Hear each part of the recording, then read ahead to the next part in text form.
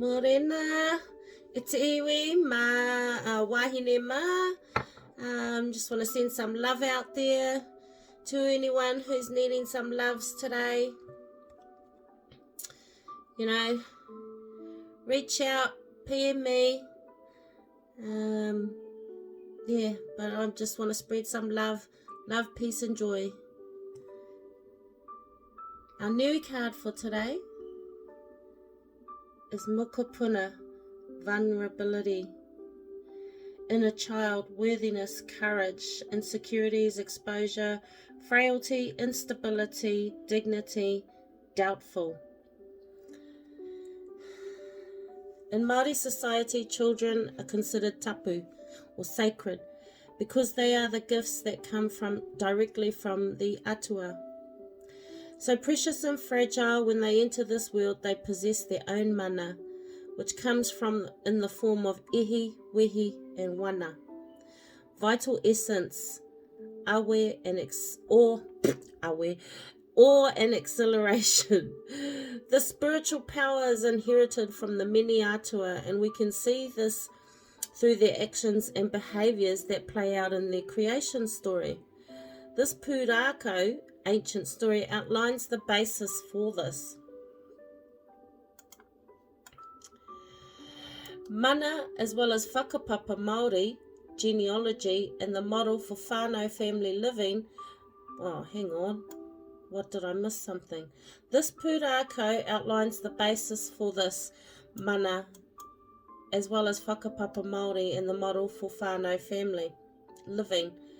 When the mini atua offspring came into the world of light, they began to explore and experiment with their new surroundings. They had the freedom to grow and expand as they please. From the sense of freedom and wonder, we can see the importance of offering children the right space and conditions to grow. They are given the opportunities to shine in their own spirit and to discover their own unique place in the world. Our Māori ancestors considered a child the most valuable resource, who symbolised hope and prosperity. To harm a child was to offend both atua and tīpuna, and also risk the well-being and mana of future generations. Children are born into this world beautiful shining stars, glowing lights of pure energy filled with promise and hope. They bring with them spirit of an open heart, full of joy, wonder, enthusiasm and curiosity. However, before they arrive, they are already predestined for a life of struggle. Their manifestation into this environment has already begun the process of grooming them for a life of constant rules and expectations. For many, their steady inner glow diminishes over time, and their spirit of freedom and creativity is replaced with fear and mistrust. They begin to believe who they are isn't really good enough or worthy. Instinctively, they build themselves inner barriers of resistance, which help to protect them from growing insecurities and emotional pain. Our world is a continuous cycle of endless ups and downs and unpredictabilities, which contribute to our growing fears and mistrust. Vulnerability is basically based on these two conditions.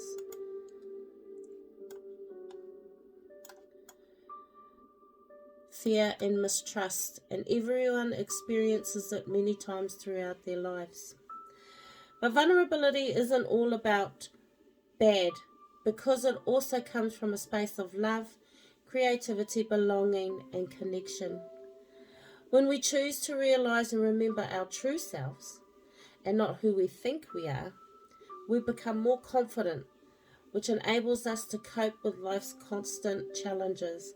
Our self-esteem flourishes and our creativity shines through, bringing worthiness into our hearts. With worthiness comes connection and compassion, qualities that give us purpose and meaning. We come back to our inner child, believing we are enough, fully deserving of love, joy, and happiness. Vulnerability isn't a weakness. Embracing it opens our hearts, exposing our flaws and anguish, which actually shows true courage and strength. It illuminates our inner star, which makes us beautiful. He Mokopuna, he tīpuna. All grandchildren in time become grandparents. Wow. That was a really deep reading.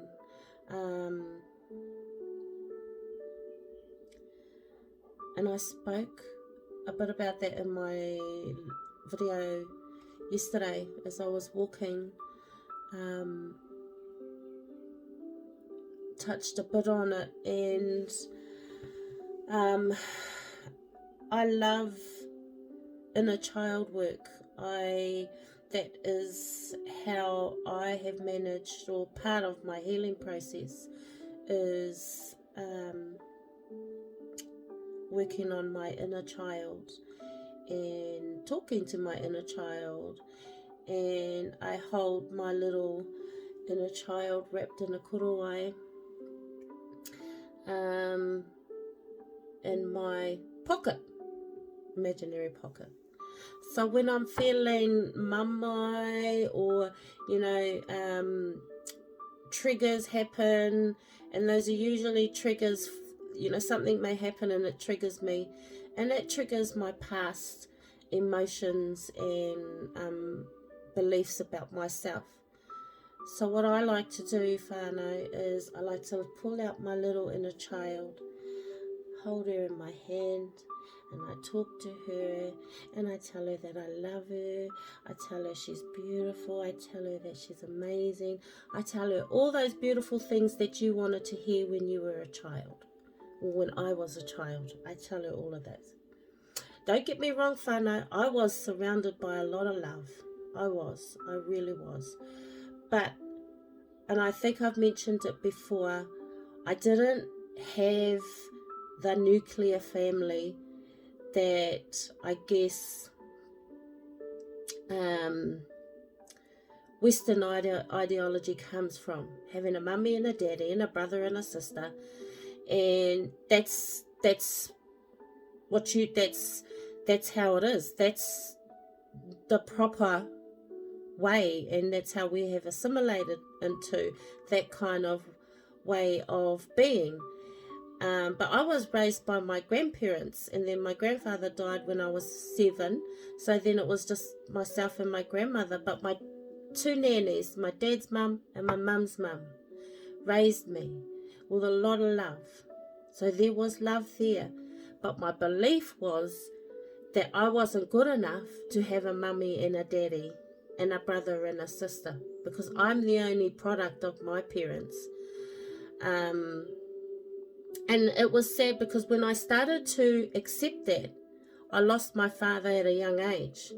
So there was another spiral, another thing that I suppressed.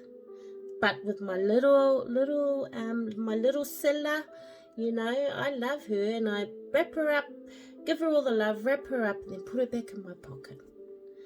So there you go, whānau. That is me being vulnerable, and it's what makes us beautiful. So embrace your inner child. I encourage you to, reach into your little pocket and find your inner child. That's me. Ka kite whānau. Enjoy your day today.